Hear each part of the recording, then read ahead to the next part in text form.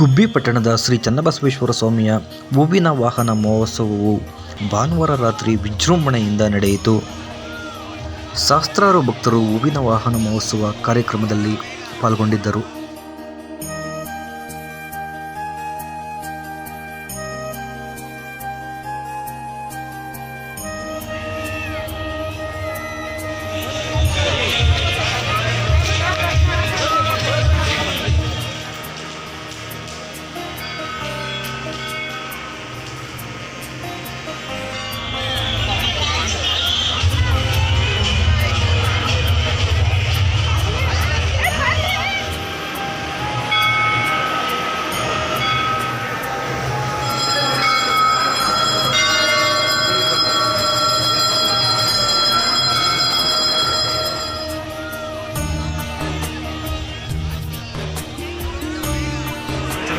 ಸ್ವಾಮಿ ಹಾಗೂ ಮಲ್ಲಿಕಾರ್ಜುನ ಸ್ವಾಮಿ ಪರಬ್ರಹ್ಮರಿಗೆ ರುದ್ರಾಭಿಷೇಕ ಕಾರ್ಯಕ್ರಮ ನೆರವೇರಿದ್ದು ರುದ್ರಾಭಿಷೇಕಕ್ಕೂ ಸಹಸ್ರಾರು ಭಕ್ತಾದಿಗಳು ಭಾಗವಹಿಸಿದ್ದು ಸಂಜೆ 6 ಗಂಟೆಗೆ ಸ್ವಾಮಿಗೆ ಅಲಂಕಾರ ಮಾಡಿ 6:30ಗೆ ಮಂಗಳಾರತಿಯಾಗಿ ಸಾವಿರಾರು ಜನ ಭಕ್ತಾದಿಗಳು ದರ್ಶನ ಮಾಡ್ತಾ ಇದ್ದಾರೆ.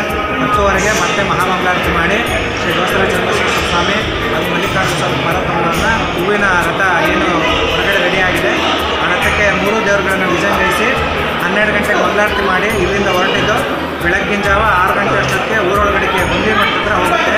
ತದನಂತರ 9:00ವರೆಗೆ ಜೋಡ್ ಮೆರವಣಿಗೆ ಅಂತ 2 ದೇವ್ರನ್ನ ಪಲ್ಲಕ್ಕಿ ಪೂಜೆ ಮಾಡಿ ಊರಿನ ರಾಜಬೀದಿಗಳಲ್ಲಿ ಮೆರವಣಿಗೆ ಮಾಡಲಾಗುತ್ತೆ. ಎಲ್ಲ ಕಡೆಯಿಂದನೂ ಬರ್ತಾರೆ, ಹೊರಗಡೆಯಿಂದನೂ ಬಂದು ಸ್ವಾಮಿ ದರ್ಶನ ಮಾಡ್ತಾರೆ. ಇತಿಹಾಸ ಪ್ರಸಿದ್ಧ ದೋಸರ ಚನ್ನಬಸವೇಶ್ವರ ಹೂವಿನ ಮಹೋತ್ಸವ ನಡೀತಾ ಇದೆ. ಗುಬ್ಬಿ ಹಬ್ಬನ ಸಾಮಾನ್ಯ ಏನಿದೆ 2 ರಥಗಳಿವೆ, ಈ ರಥದಲ್ಲೇ ಇರ್ತಾರೆ. ರಥದಲ್ಲಿ ಇಟ್ಟಿದ್ದಲ್ಲೇ ಈ ಗುಬ್ಬಿ ಹಬ್ಬವನ್ನು ಮುಂದೆಗಡೆ ಚೆಲ್ಲಿಸ್ಬೇಕಾದ್ರೆ ಅವರವ್ರ ಅಂಗಡಿ ಮುಂದೆ ಹಿಂದಿನ ಪುರಾತನ ಕಾಲದಲ್ಲಿ ಅಂಗಡಿ ಮುಂದೆಗಡೆ ಬಾಳೆಗೊನೆಯನ್ನಿಟ್ಟು ಅದನ್ನು ಅಂಬಾಯ ಪದ್ಧತಿ ಯಾವುದೇ ಕುಟುಂಬಕ್ಕೆ ಮೀಸಲಾಗಿದೆ.